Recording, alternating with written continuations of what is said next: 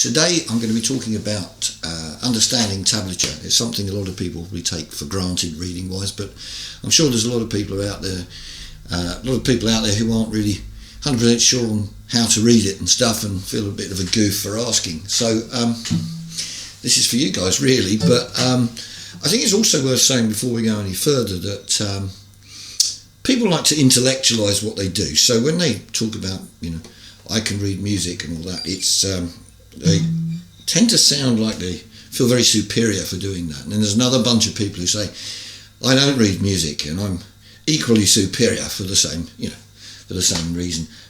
This is clearly quite daft, because these different systems of writing down music have different uses. As I said in the previous video, I have my own alternative way of writing stuff, which I use sometimes.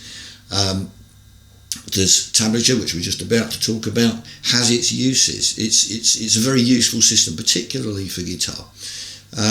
If you're playing the piano and you're reading dots and you want to play middle C, there's only one place you can find it. There are 5 of them on a guitar.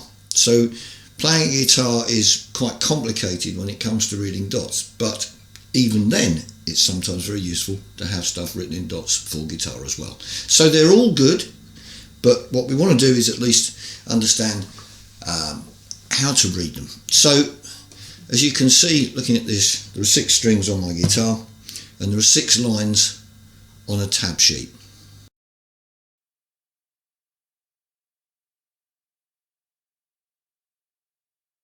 Okay, now the lowest line that you look at on that tab sheet corresponds to the lowest sounding string.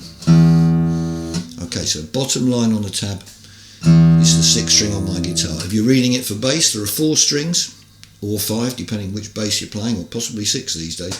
But the same thing applies. So bottom line is telling us it's the 6th string. The next line is telling us the 5th string, and so on and so forth. So we've got 6 of those lines.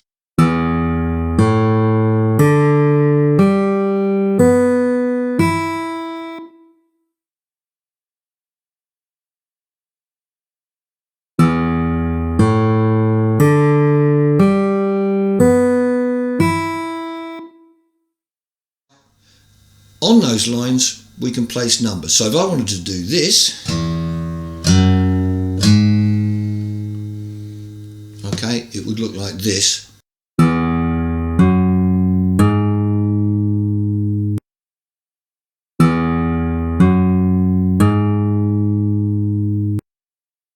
On a tab.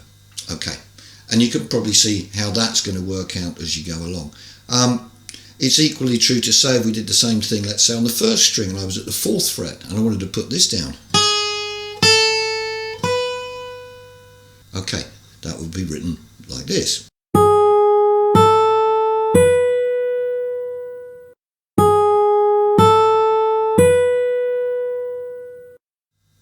Okay, so the next thing to think about is, well, what happens if there's more than one note? What happens then?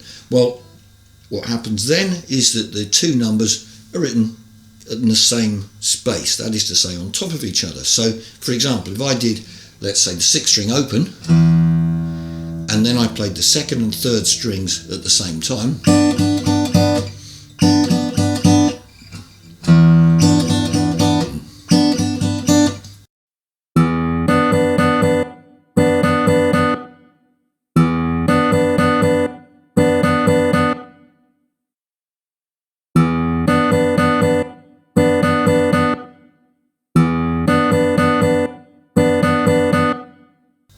now my personal opinion for melodic stuff, I find tab a little bit counterintuitive, because it's a series of numbers, whereas if I'm looking at dots I can see where stuff's going up and down and it gives me a kind of a better grasp of it. But that's just me.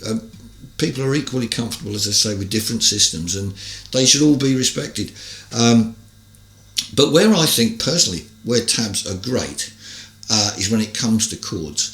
So let's suppose I've done a lesson with somebody and I get a WhatsApp at the end of the lesson and someone says on there, I say says, well actually you can do that as well these days, can't you? You can send a voice message as well. But okay, so the end of the lesson, and I then get a WhatsApp a little bit later on and they say, oh, I forgot what that chord was we substituted for D7. Was it D9? Question mark. Was it D11? Was it D13? Question mark. So I can send back a WhatsApp and I can say, well, it was D9, so it's X, in other words, no sixth string, 5455.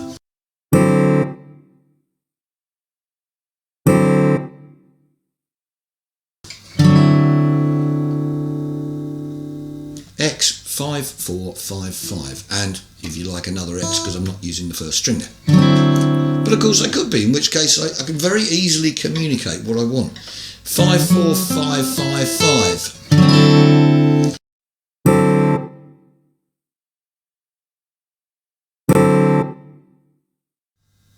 X 54555. Now, of course, my pupil should know if I'm playing a D9, the root's going to be on 5, so why would I be bothering with the sixth string? That's how I'd think about it, and that's how I would try and get them to think about it. Also, suppose we said, well, okay, yeah, but what did you do with that? You did something funny with it at the top. Well, okay, so I went X 54555 and then 7.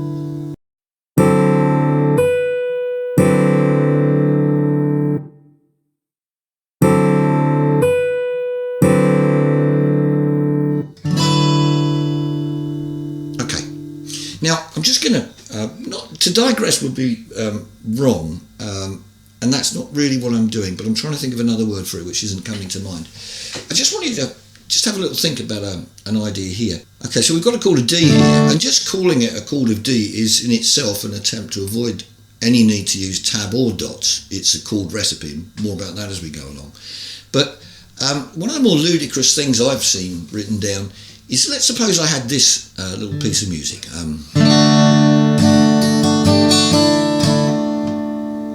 Okay, there's nothing very complicated about that to me, I don't think.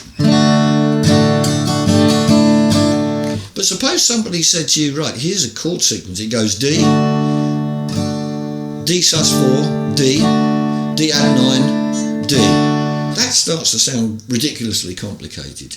Now, the way I would think about it is it's a D chord, and it's gone 2, 2, 3, 2, open 2. In other words, it's a chord with a tune on top.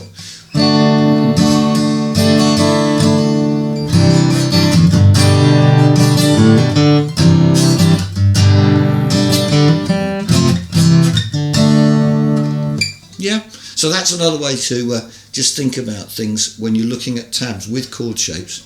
Try and see, if there's a melody there, and think of it as that rather than being 5 different chords or something. I may well have raised some questions, hopefully provoked some thoughts, and as I say, if there's anything you need to know, please get in touch. Next video coming will be about reading dots, and if you could press the subscribe button, that would be great. Bye for now.